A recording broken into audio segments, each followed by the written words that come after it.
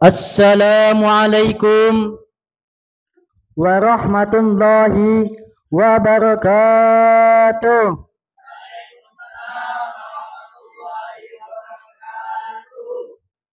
Alhamdulillahi rabbil alamin wa bihi nasta'in ala umurud dunya waddin. Wassalatu wassalamu ala asyrafil anbiya'i wal mursalin Sayyidina wa maulana Muhammad wa ala alihi wa sahbihi ajmain, amma ba'du. Yang pertama-tama, yang paling utama, marilah kita panjatkan puji syukur atas kehadirat Allah Subhanahu wa taala yang mana yang telah memberikan kepada kita bermacam-macam nikmat. Berupa nikmat iman, nikmat Islam, nikmat panjang umur dan nikmat sehat. Dan nikmat sehingga kita bisa melaksanakan sholat tarawih berjamaah. Alhamdulillah. Salawat serta salam senantiasa kita ucapkan kepada baginda Rasulullah sallallahu alaihi wasallam dengan ucapan Allahumma salli ala Sayyidina Muhammad. Yang saya hormati, yang saya takzimi pimpinan Pondok Pesantren Riyadul Muhibbin, mata'anallahu fitul hayati.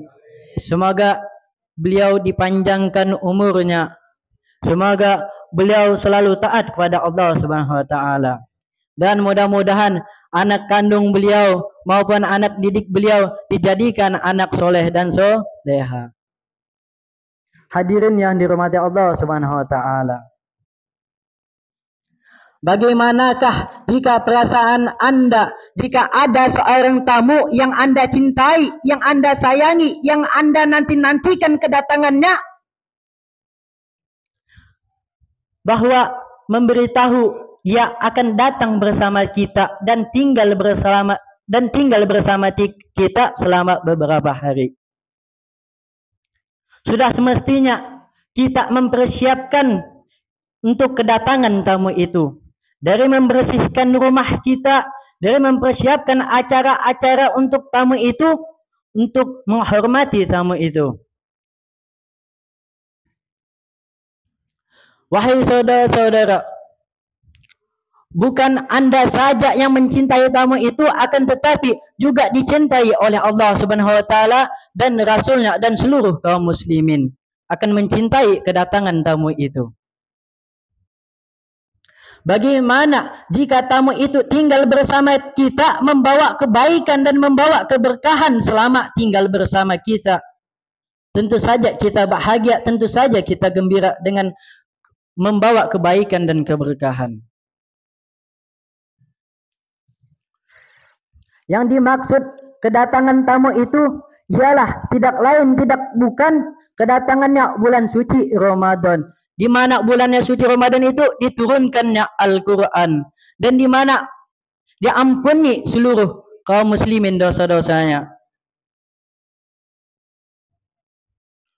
Hadirin yang dirahmati Allah Subhanahu wa taala,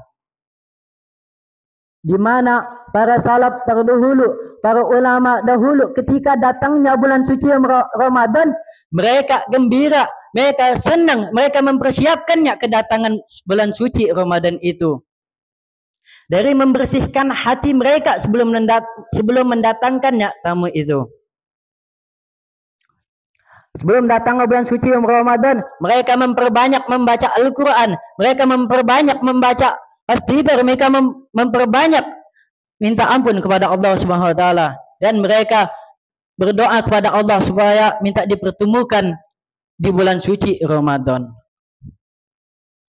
Dan ketika datang bulan suci Ramadan, mereka gembira, mereka memanfaatkan waktunya untuk beribadah kepada Allah dan untuk memperbanyak membaca Al-Quran dan untuk memperbanyak minta ampunan kepada Allah Subhanahu wa taala. Dan ketika habisnya bulan Ramadan, mereka menangis dan mereka sedih ketika ditinggalkannya bulan Ramadan. Kenapa?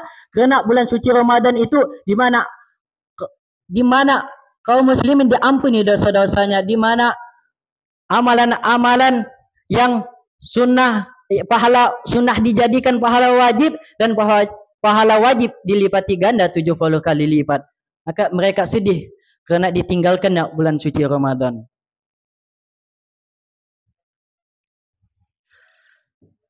Sebagaimana Rasulullah SAW bersabda di dalam sabdanya, "Mangsoma Ramadana imanan wahtisaban, ghufira lahu ma taqaddama min dzambi."